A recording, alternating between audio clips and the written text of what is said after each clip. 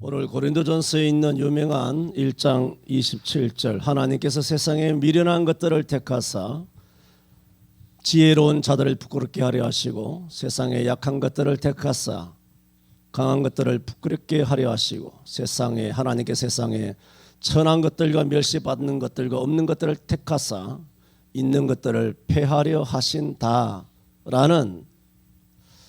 우리 인간 세상에서는 참으로 이해하기 어려운 하나님의 그 방식입니다.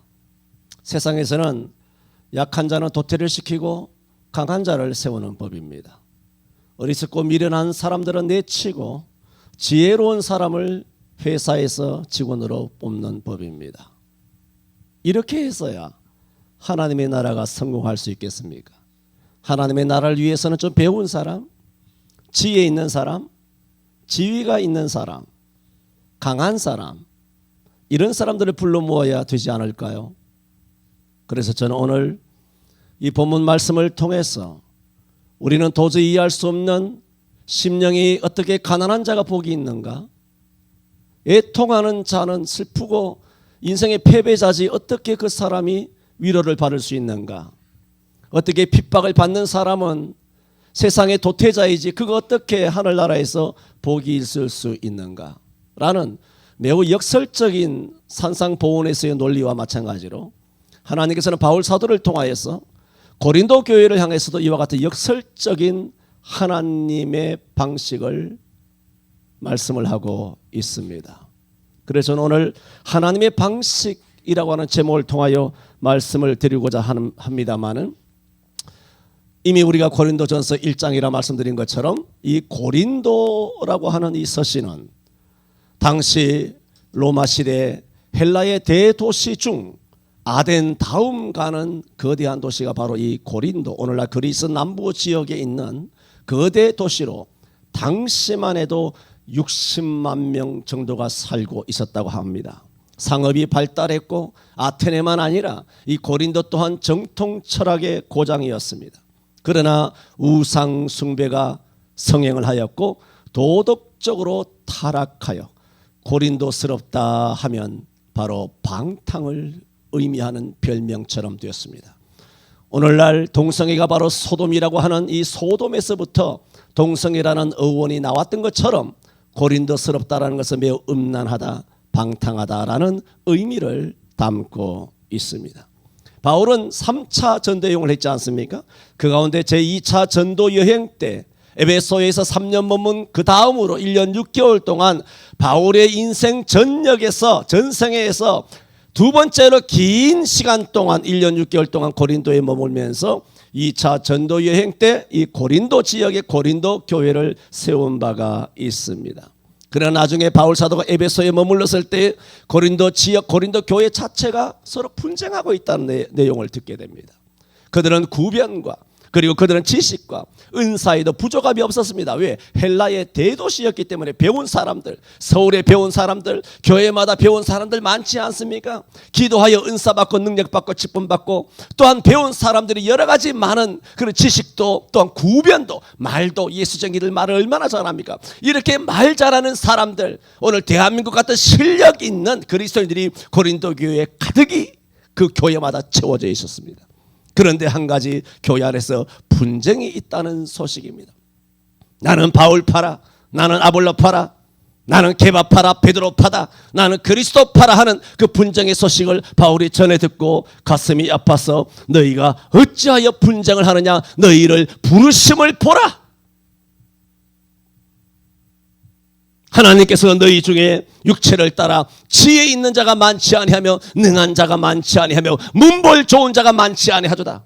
그러나 하나님께서 세상에 미련한 것들을 택하사 지혜 있는 자들을 부끄럽게 하려 하시고 세상에 약한 것들을 택하사 강한 자들을 부끄럽게 하려 하시고 세상에 천한 것들과 멸시받는 것들과 없는 것들을 택하사 있는 자들을 부끄럽게 하려 하시나니 이는 아무 육체라도 하나님 앞에서 자랑하지 아니하고 오직 자랑하는 자는 주 안에서 자랑하라 한 분과 같으니라 하는 이 서신을 고린도 교회에 보내게 됩니다. 아까도 말씀드린 것처럼 저는 이와 같은 하나님의 방식에 대하여 오늘 본문에서만의 하나님의 방식입니다. 신구약 성경 전체에 하나님의 신령한 방식은 다양하게 있습니다만은 오늘 본문에서 그리고 본문 중심으로 저는 하나님의 방식에 대하여 세 가지로 말씀을 드립니다. 먼저 드리고자 하는 말씀은 하나님의 방식은 미련한 것들, 약한 것들, 천한 것들, 없는 것들을 택하시는 것. 그런 사람을 당신의 자녀로 삼으시는, 그런 사람을 세우는 것, 그런 사람을 세워서 목사로, 장로로, 권사로, 일꾼으로 세우는 겁니다. 오늘 한국교회가 1980년도 이후로 기도하지 않기 시작한 이후로 기도운도, 교회에도 기도소리가 끊어진 이후로 교회의 스펙만 찾고 목사들도 많이 배운 사람, 얼마 전에 제가 친구 목사님 그 상을 당해서 한번 지방을 다녀왔다 말씀을 드린 적이 있지 않습니까? 지나가는 그런 얘기지만 저는 한마디도 놓치지 않습니다가 아니라 그냥 놓쳐지질 않습니다. 그냥 목사님들끼리 인사하고 뭐 거기 와서 또 상가니까 또 목사님 가정에서 아버님이 소천하셨기 때문에 뭐 노예적으로나 우리 나이가 되면 노예적으로 뭐 다 뭐 노회장, 총회장 다 뭐 그런 사람들이 다 와서 인사를 하고 예배를 하고 다 그렇게 합니다. 그러면서 이제 또 우리 거기서 상가에서 만났으니까 서로 이렇게 수인사하지 않습니까? 인사를 하는데 저는 모르죠. 뭐 그 지역에 뭐 어떤 분인지 뭐 40년 만에 만나기 때문에 동창인지 나랑 같이 공부했는지 선배인지 뭔지 모르지만 목사니까 우리 교단의 목사님인가 보다 하여 그냥 목사님으로 이렇게 그냥 인사를 하는 것입니다. 그런데 인사를 하는데 옆에 처음 보는 목사님이 이런저런 하면서 이런 설명을 하는 겁니다. 저분이 나가서 공부하고 오신 목사님이라고. 지금 2020년입니다. 저는 그 말씀을 하신 그 목사님을 뭐라고 말하고 싶지는 않습니다. 그런데 그 말을 목사 입에서 나오는 그 자체가 나는 그것을 들은 것 자체가 내 귀를 씻어내고 싶어요. 나가서 공부하고 온 사람이라. 그런 것들을 여러분은 앉아서 이렇게 하지만은 다 설교할 때는 이렇게 하고 저렇게 하지만 실제로 자기네 교회 담임 목사를 모실 때는 그런 사람을 원한다는 겁니다.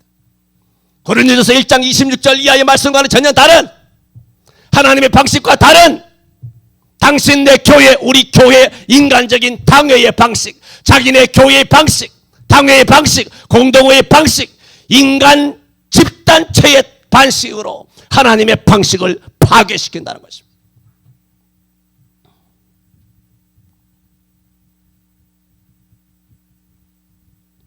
중소교단들처럼 대충 6개월 만에 목사 받는 게 아니지 않습니까? 우리는 목사 하려면 10년입니다. 대학 4년, 대학원 3년, 강도사 2년, 군대과 관계없이 논스톱으로 달려도 10년 만에 목사 겨우 안수받습니다. 적어도 중소교단 사이비한 이런 교단을 제외하고 적어도 대한민국에서 가장 정통성이 있고 가장 보수적인 가장 인정받을 수 있는 그런 대한예수교 장례 합동적 총신 출신의 목사라면 그 대학과 대학원을 졸업하여 강도사가 되고 목사 된 것으로 저는 충분합니다. 그때부터는 더 기도하고 더 경건하며 더욱 말씀을 연구하고 상고하고 묵상하며 하나님의 예배당을 떠나지 아니하며 주야로 성전에 불이 꺼지지 아니하도록 하나님의 그 등불을 감금하는 대제사장과 제사장들처럼 그렇게 살아야 하는 것입니다. 그런 경건과 능력은 어디 간지 다 사라져버리고 이제는 인본주의적인 나가서 공부하고 오신 목사님이라고. 목사님 입에서 그런 말씀하죠. 이 목사님이 어떤 목사님이라고 지난번에 말씀드렸죠.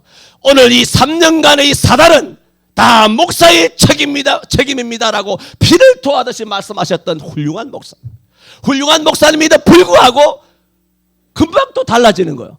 금방 유학 갔다 왔다. 뭐 박사다.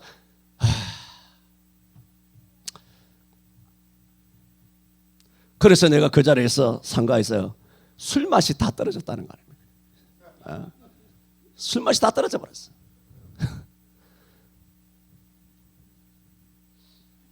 하나님의 방식은 그런 것이 아닙니다.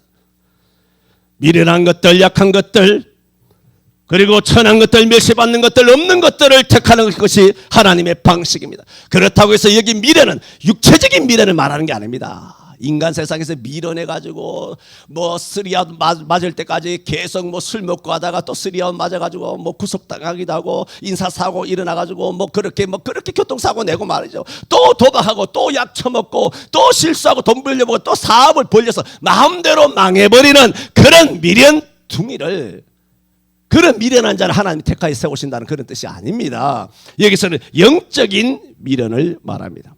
잠언 27장 22절에 미련한 자는 곡물과 함께 절구통에 넣고 공의로 찧어도 그 미련이 벗어지지 않느니라는 잠언에서 미련은 악의를 말합니다. 잠언에서의 거룩한 자는 지혜 있는 자라고 말하고 잠언에서 저주받은 자는 미련이라고 말하는 그런 미련을 오늘 1장 26절 27절에 말한 미련한 자를 들어 지혜로운 자를 부끄럽게 하신다는 그 미련이 아니라는 겁니다. 잠언 26장 1절에는 미련한 자에게는 영예가 적당하지 아니하니 여름에 눈이 오고 추수날에 비가 오는 것 같으니라. 그게 미련한 자입니다. 여러분, 말에게는 채찍이 나귀에게는 재갈을 먹이듯이 미련한 자의 등에는 막대기니라 그랬어요. 두들겨 패야 한다는 겁니다. 본문은 그런 육적인 그런 미련을 말하는 것이 아니라 영적으로 미련하다는 뜻으로 인생들은 다 스스로 영적인 눈이 어두워서 결단코 자기 스스로는 하나님을 알 수도 찾을 수도 믿을 수도 없다. 그런 미련한 자를 하나님께서는 불러서 저와 여러분을 세워주신 줄로 믿습니다. 저와 여러분이 세상적으로 미련해서 부른 것이 아니에요. 세상적으로 미련하게 살아도 된다는 뜻이 아니에요.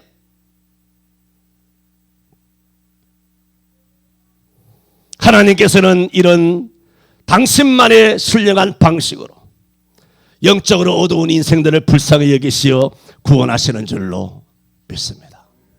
여러분, 엠마오로 내려가는 두 제자를 잘 알지 않습니까? 안식구 첫날 예수님께서 부활하셨다는 소식을 여자들로부터 이렇게 소식을 들었음에도 불구하고 그것을 믿지 못하고 엠마오로 내려갔습니다. 그때 길 중에 함께 동행하시던 예수님께서 그들을 향하여 직접 하는 말이 있습니다.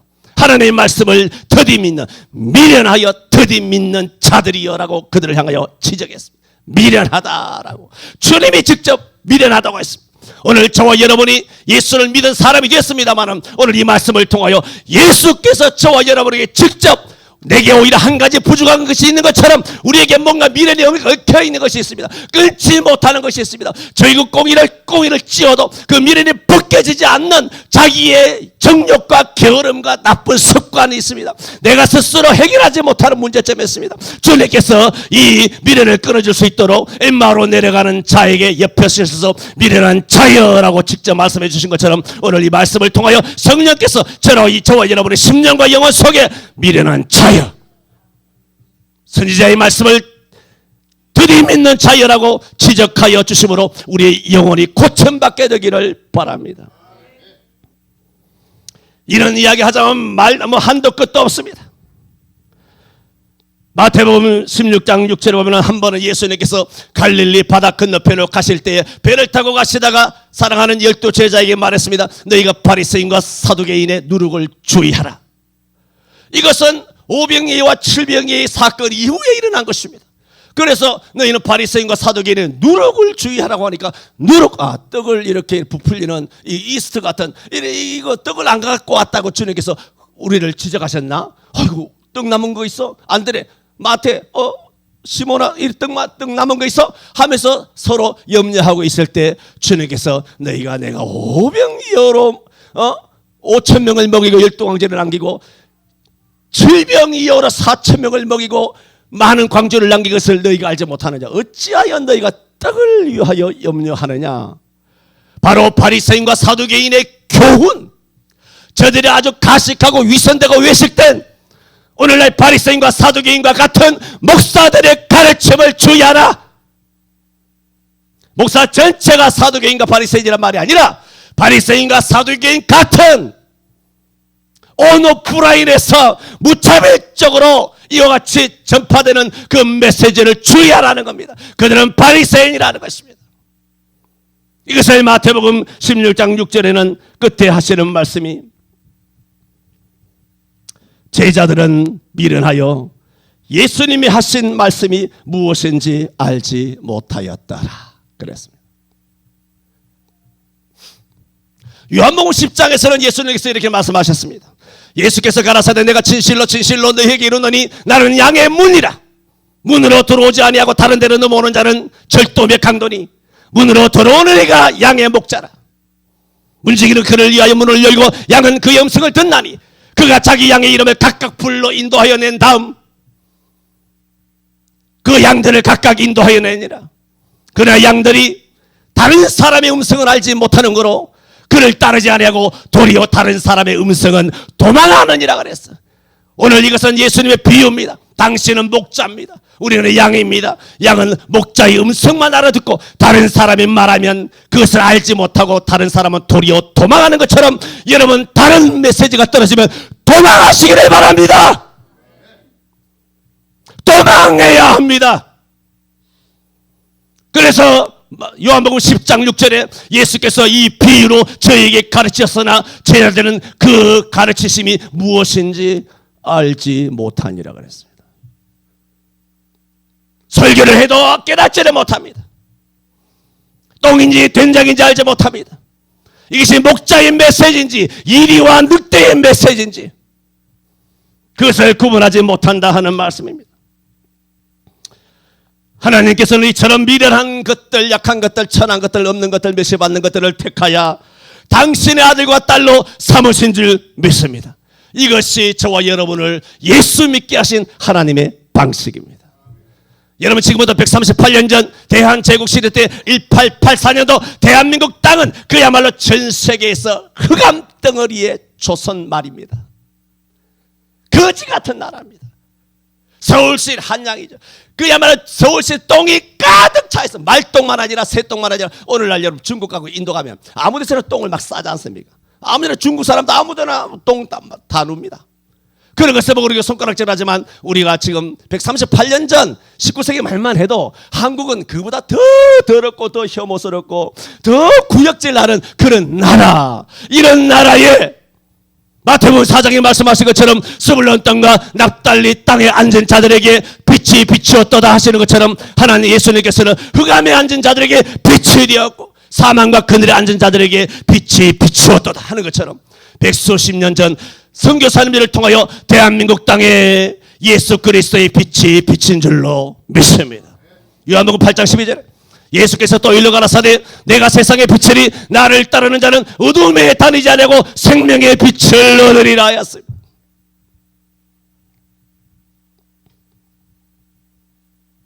두 번째 드리고자 하는 것은 그런데 이와 같이 천하고 멸시받고 없고 약하고 미련한 우리들을 선택하는 것이 하나님의 방식이라고 말씀드렸습니다만은 그런데 어떻게 우리를 그렇게 선택하셨느냐 하면 하나님의 방식입니다. 전도라고 하는 미련한 방식입니다. 우리 누구도 전도라는 방식을 아니고는 교회 온 사람이 없습니다. 뭐 목사고 장로고 뭐 권사고 그거는 하등 문제가 아니고 그 중요한 문제가 아니에요. 예수 믿고 구원받는 것이 절대적인 것이 아닙니까?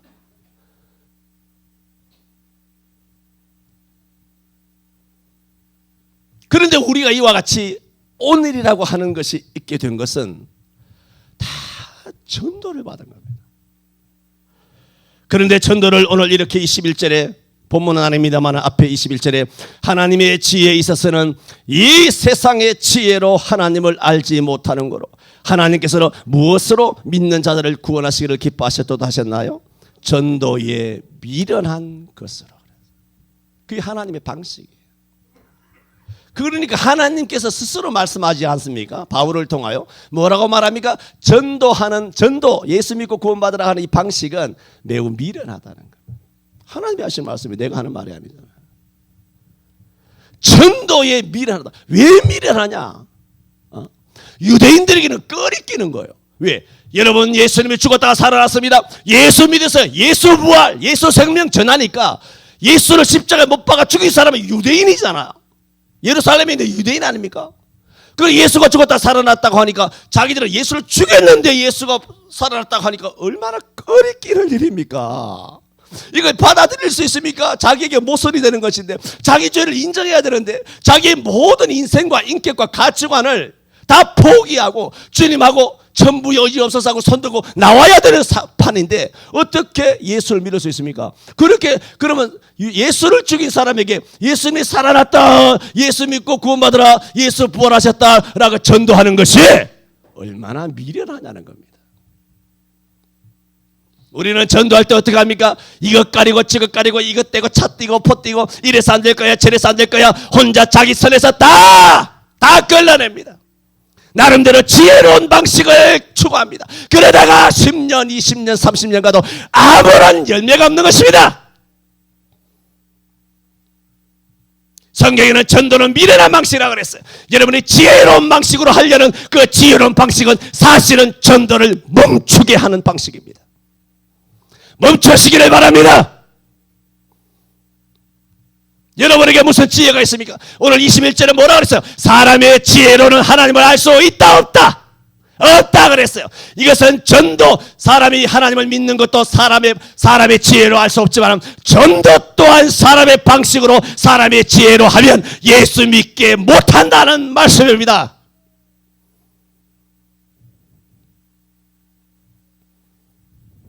헬라인들은 표적을 구하지 않습니까? 헬라인들은 참 지혜를 구하지 않습니까? 지혜, 고린도 교회가 뭐라 그랬습니까?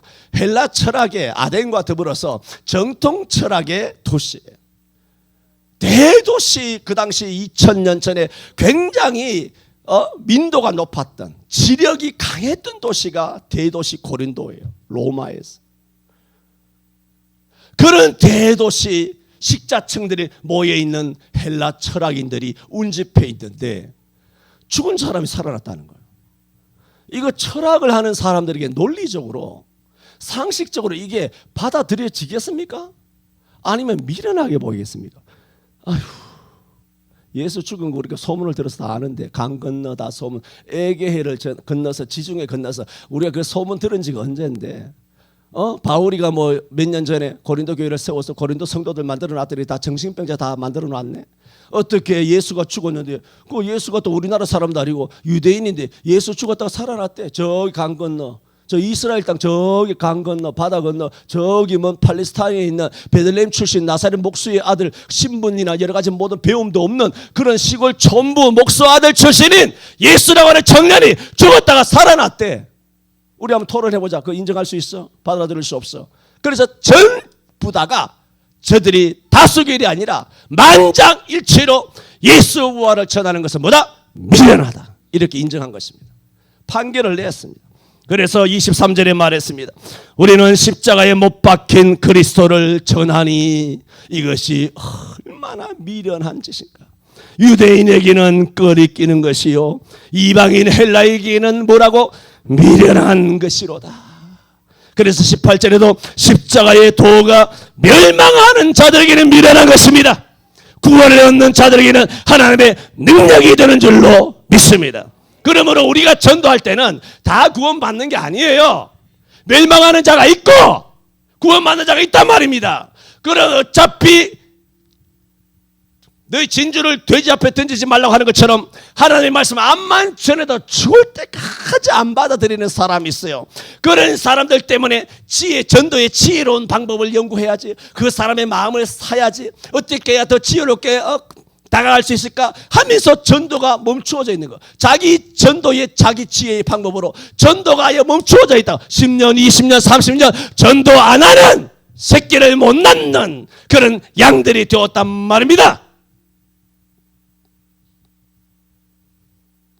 우리는 알아야 합니다. 그런 사람들 있지만 구원받는 사람에게는 여러분이 전도에 미련한 것으로 예수 믿으라, 교회 나가자, 예수 믿어야 구원받는다, 예수 믿어야 너희 가정이 평화롭게 된다, 예수 외에는 소망이 없다, 예수 믿어야 천당 갈 수 있다, 이렇게 무식하고 미련하게 보이는 이 말씀이 오늘도 성령께서 살아계시고 이 말씀은 살아있기 때문에 오늘 2021년에도 이 하나님의 말씀은 살아서 역사하는 줄로 믿습니다. 내가 입을 벌려 외치면 역사합니다. 왜? 그중에는 십자가의 돈을 전하면 구원 얻는 자들에게는 능력으로 역사하는 사람이 있을 것이기 때문입니다. 현대에 이르러 전도에는 수많은 방식이 1980년 이후에 생겼습니다. 노방전도는 옛날부터 수천 년 전에 바울도 노방전도 한 것이죠. 노방전도, 가호전도, 직장전도, 외침전도, 신바람전도, 친구전도, 생활전도, 태신자전도, 사형리전도, 소그룹전도, 바다회전도, 1.1찻집 전도 등등 많은 전도가 있습니다. 그러나 1980년 이전에 성령의 능력을 받아서 전도할 때는 물론 사형리로 전도하기도 하고 노방전도하고 가가호 전도도 했지만 그때는 사람의 지혜가 별로 없었어요. 전도의 방법이 딱히 있지 않고 길을 가는 데마다 또 만나는 사람마다 그 당시 무슨 승용차가 있었습니까? 버스를 전철도 없었죠. 버스를 타면 버스를 타는 데는 학교 가면 학원에서 직장에서 이웃에 온갖 친인척들에게. 그래서 우리 할아버지가 1900 몇 년생인가 1910년생인가 그러시는데 그 할아버지가 처음으로 예수를 믿으시면서 우리 할아버지 때에 사돈 팔촌 형 동생 누나 이모 이런 거 그다음에 아버지 때에 모든 고모 수많은 그리고 나와 나의 딸에 이르기까지 4대 5대 이르도록 100명을 전도하여 예수 믿고 구원에 이르게 한 것입니다. 누가? 할아버지 한 사람이.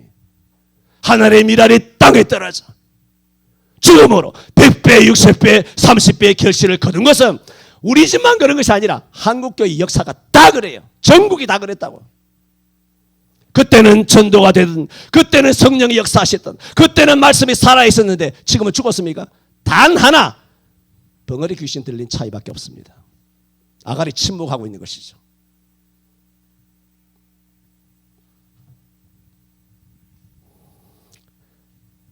저는 하나님의 방식이란 제목으로 말씀드리고 있습니다. 하나님의 방식은 미련한 방식입니다. 하나님 스스로 자인했습니다. 전도라고 하는 미련한 방식으로 구원에 이르기를 원하셨다 그래서 오늘 1장이잖아. 2장에 가면 바울 사도는 말합니다. 형제들아 내가 하나님의 모든 자비하심으로 내가 아니죠. 형제들아 내가 그 로마서 12장 1절이고 형제들아 내가 너에게 나가 하나님의 증거를 전할 때에 말과 지혜의 아름다운 것으로 하지 아니하였나니 그래서 내가 너희 중에서 예수 그리스도와 그의 십자가에 못 박힌 것 외에는 아무것도 알지 아니하기로 작정하였습니다. 오직 예수 그리스도와 그의 십자가에 못 박힌 것 십자가 복음만 전한 것입니다. 그래서 1장 18절에 십자가의 도는 멸망받는 자들에게는 멸망하는 자들에게 미련한 것이 되고 구원을 얻는 우리에게는 하나님의 능력이 되는 걸 바울을 알기 때문에 오로지 예수 십자가 네 죄를 위하여 십자가에 못 박혀 돌아가시고 부활하셨다 이것만을 정했다는 것입니다. 또 2장 4절에서 보면 내 말과 내 전도하는 말이 지혜의 고난한 말로 하지 아니하고 다만 성령의 나타남과 능력으로 하여 너희 믿음이 사람의 지혜에 있지 아니하고 오직 하나님의 성령의 능력에 있게 하였다 그랬어요. 사람의 지혜는 바울이 얼마나 지혜가 있는 얼마나 능력이 있는 사람입니까? 그런데 사람의 지혜는 철저하게 갈라내버린 거예요.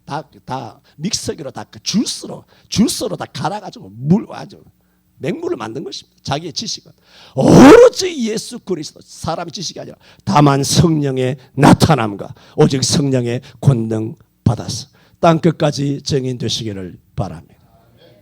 이것이 뭐냐? 하나님의 방식입니다. 전도의 미련한 방식으로 받아봅시다. 지혜롭게 전도하지 말자. 쇼하지 말고 열매를 보면 그 나무를 안다 그랬어. 열매를 보면 이웃 사람과 친하게 지내는 것이 전도입니까? 이웃 사람과 언니 동생 형님 하면서 그렇게 아주 물고 빨고 입에 혀처럼 사는 것이 그 전도입니까? 세상 줄 끊어야 돼. 예수 복음을 전해야 돼요. 지옥을 전하고 심판을 전해야 돼요. 세상 줄 끊어야 말이야. 전화도 끊고 금방 한 것은 농담인 줄 알죠? 그것도 못 알아듣나. 마지막 세 번째로 하나님의 방식은 소수를 택하시는 것입니다. 인간의 방식은 세규합, 여론몰이, 대대적인 홍보로 일을 합니다. 그것을 광고라고 합니다. 유명해져야 된다는 거. TV에 얼굴을 비춰야 한다는 거. 그래서 그것을 위하여 연예인들은 자기의 몸도 내던집니다. 장려가 따로 없습니다. 연예계, PD, 작가, 모든 방송국 스태프들 다 정치인들만 미투하는 것이 아니라 KBS, MBC, SBS, 뭐 T조, 뭐 온갖 것 다 전부 다 훑어서 이걸 우리 말랐던 거 있죠. 그처럼 다 이렇게 다 하면 어마어마한 부패와 더러움과 방탕과 방종이 방송국마다 꽉꽉 차 있을 겁니다.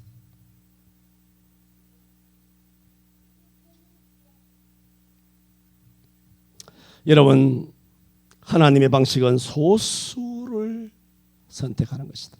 신명기 26장은 장차 모세의 설교죠. 5번째 설교인데 장차 이스라엘 백성이 가나안 땅에 들어가게 된다면 거기서 첫 소산을 거두어 열매를 여호와께 드릴 때 이렇게 말하라 그랬어요. 굉장히 중요한 거 아닙니까? 첫 열매를 거두면 뭐 옛날에 뭐 빤스 싸고 빨간 내복 싸고 뭐 이렇게 하듯이 첫 어마어마한 400년 전에 하셨던 약속을 40년의 광야를 지나서 온갖 역경을 지나서 가나안에 들어가서 첫 열매를 얻은 것입니다. 첫 열매를 얻으면 하나님께서 너희는 이렇게 말하라고 모세의 설교를 통해서 말했어요. 그러니까 이렇게 말하라고 첫 열매를 얻어서 이 말을 모세를 통하여 시켰다는 말은 하나님께서 이 말을 엄청 듣고 싶어 하셨다는 말이잖아요. 안 그렇습니까? 하나님이 너무너무 듣고 싶어 하신 거예요. 가나안 땅에 들어가서 너희 잘 되거든 그 얘기예요. 가나안 땅에 들어가서 너희들 약속의 땅을 차지하고 자기 집도 생기고 집도 늙혀서 빌라 뭐 풀빌라 이렇게 해서 잘 살게 되고 아파트도 뭐 100억짜리 200억짜리 사서 잘 살게 되거든. 하나님께서 거름대기 같은 꺼져가는 불길을 끄지 아니하시고 상한 갈대를 꺾지 아니하시고 우리를 6.25와 일제시대에 그 아궁에서 끄집어내어 우리 대한민국을 이와 같이 잘 살게 하셨도다. 이 말을 듣고 싶으셨다는 것입니다. 그래서 신명기 26장 5절에 말하기를 너는 또 내 하나님 여호와 앞에 아뢰기를 그때는 뭐라고 말해야 되느냐? 내 조상은 유리하는 아람 사람으로서 누굽니까? 아브라함이잖아요. 강 건너 아람 족속이 아브라함 아닙니까? 고백을 하는 거예요. 내 조상은 유리하는 아람 사람으로서 이방 사람이었다는 거예요. 원래 예수 믿는 사람 아니었다는 거예요.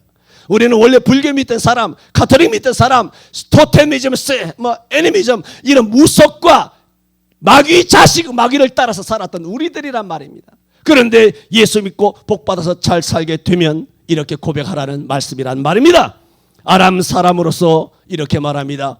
소수의 사람을 거느리고 애굽에 내려가서 몇 사람 아브라함은 몇 명 데리고 왔습니까? 자기 와이프하고 자기 조카하고 뭐 그렇게 한 서너 명 정확하게는 모르지만 서너 대여섯 명 아람에서부터 하란에서부터 갈대아 우르를 떠나서 가나안 땅에 들어온 거 아닙니까? 아브라함은. 그런데 그들의 조상 야곱은 70명이 달랑 70명이 애굽에 내려간 거예요. 70명이 소수입니까? 교회에 70명이 있어. 교회에 70명 다니는 교회가 있어. 70명짜리 교회가 있어. 야, 그 교회 대형 교회더라. 와, 그 교회 와 하다 보니까 자꾸 맹고 생각이 나네. 와, 맹고도 모르는구나. 철진한 개그에 이거 맹고도 모르시는구나. 이거 좀 웃잖아. 이래가 남북 통일이 되겠나.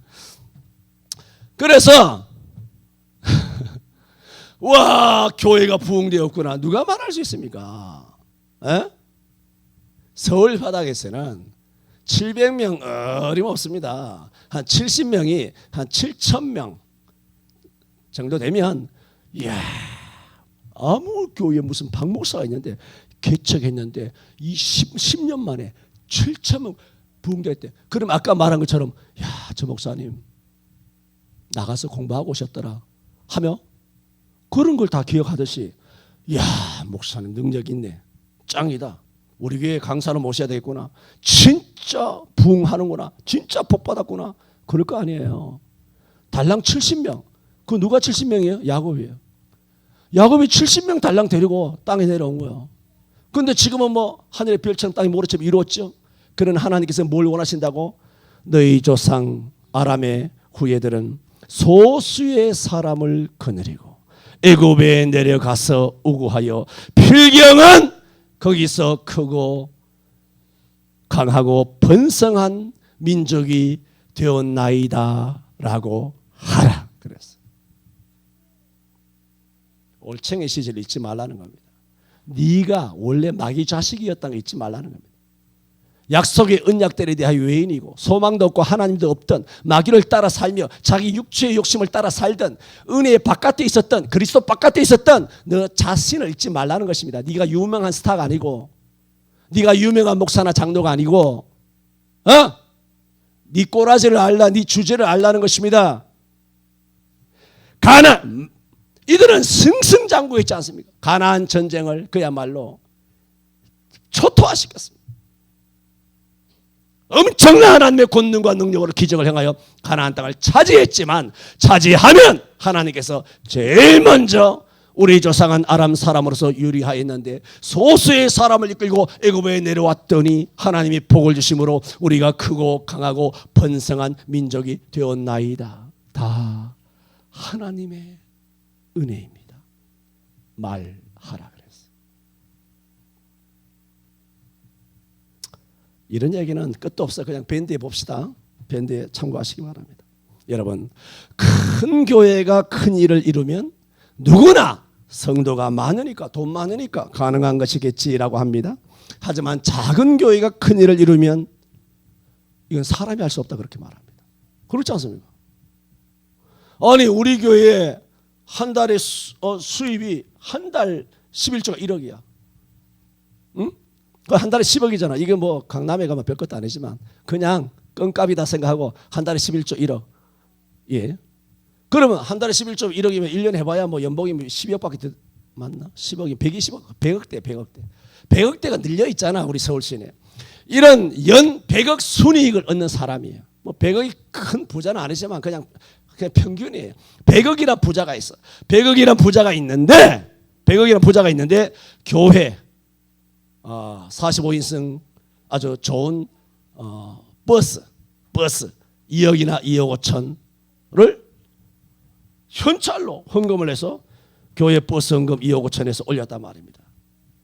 그래서 뭐 이름이 있든 없든 간에 올라와서 이제 참 암흑의 뭐 안수 집사 암흑의 어떤 집사님 통해서 우리 교회가 그간 수건 사업이었던 교회 버스를 사게 되었다라든가 아니면 기도원을 짓게 되었다든가 아니면 무슨 교육관을 확장하게 되었다든가 땅을 몇백 평 뭐 더 사게 되었다든가 아니면 묘지를 사게 되었다든가 뭐 다 그렇게 하는 거 아닙니까? 에? 그렇게 하면 여러분 생각해 보세요. 상식적으로. 그러면 야 역시 김아묵의 안수 집사는 돈이 많구나. 부자다. 그 생각하지. 그 생각하지. 다 우리가 앉아서 이게 사람이 할 수 없는 일이구나. 하나님이 영광이 됐구나. 그 생각은 사실 그 생각도 하겠지만 거의 50대 50. 전적으로 하지 않습니다. 그런데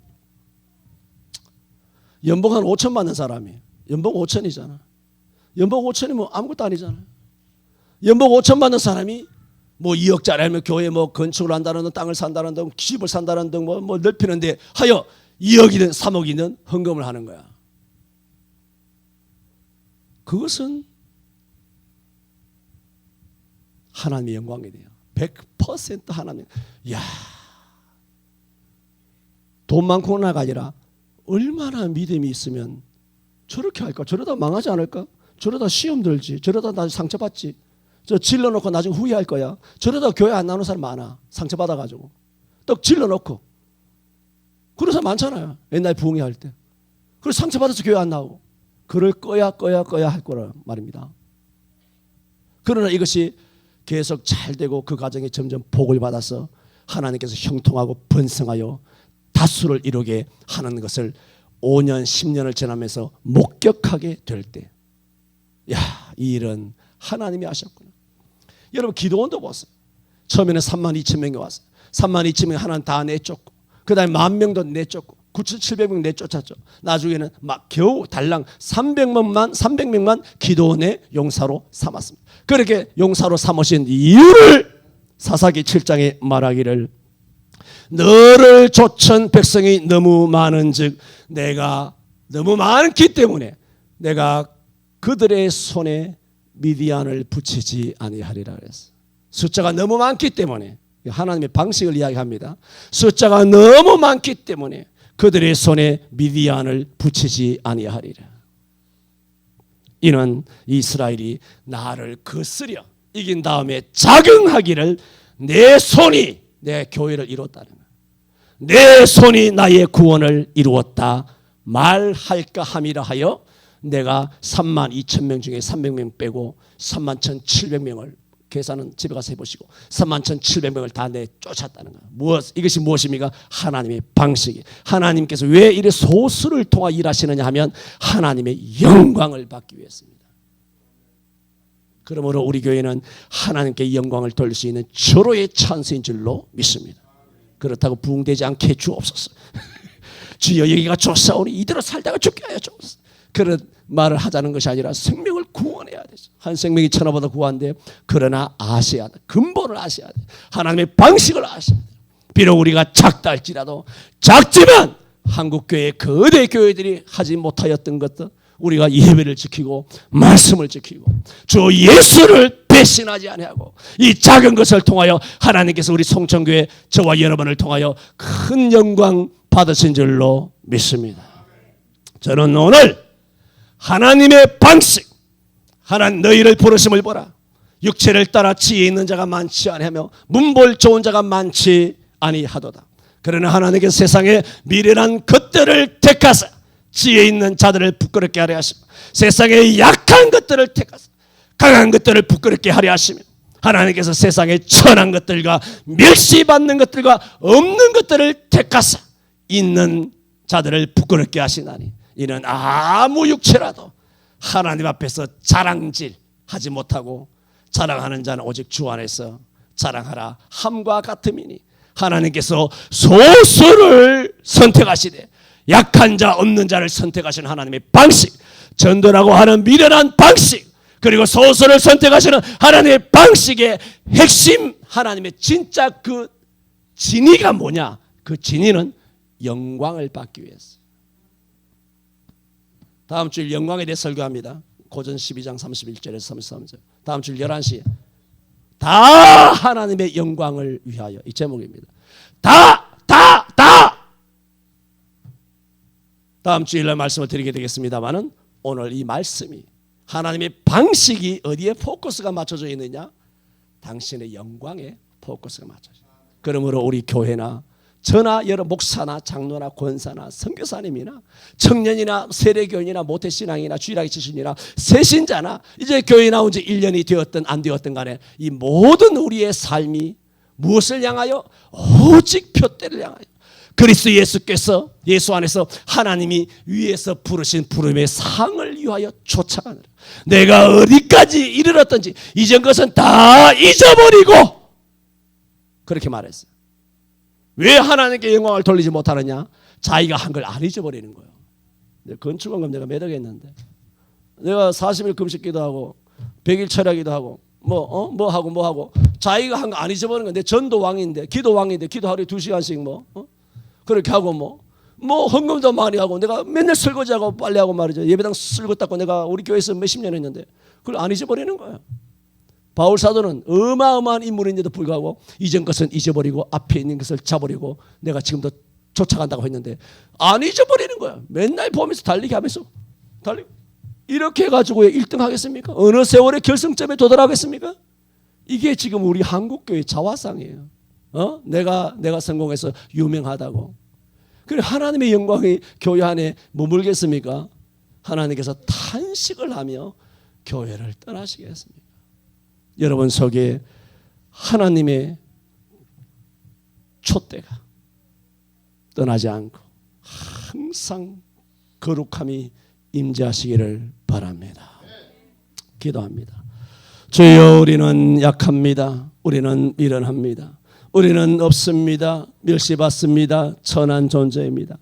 그러하운데 이런 우리의 연약한 모습을 아시면서도 어찌하여 우리를 창세전 예수 그리스도 안에서 우리를 택하사 하늘에 속한 모든 신령한 복으로 우리에게 복 주시고 예수 그리스도 안에서 선하고 거룩하고 흠이 없게 하시고 하나님의 자녀로 선택하여 오늘 구원을 받아 하나님의 아들과 딸이 되게 하셨는지요.